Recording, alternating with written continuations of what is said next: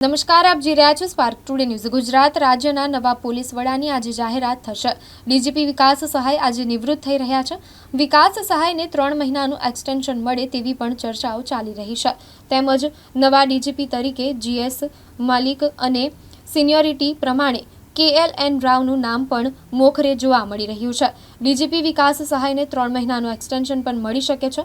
મનોજ અગ્રવાલ અને શમશેર સિંઘ સિનિયર અધિકારી છે અને શમશેર સિંઘ ડેપ્યુટેશન પર છે અને તેઓ વર્ષ 2026માં નિવૃત્ત થવાના છે। શમશેર સિંઘને નિવૃત્ત થવામાં 9 મહિના જેટલો સમય બાકી છે, એટલે હાલમાં મનોજ અગ્રવાલ અને શમશેર સિંઘનું નામ પણ ચર્ચામાં ચાલી રહ્યું છે। પોલીસ બેડામાં આ બે નામની ચર્ચાઓએ જોર પકડ્યું છે।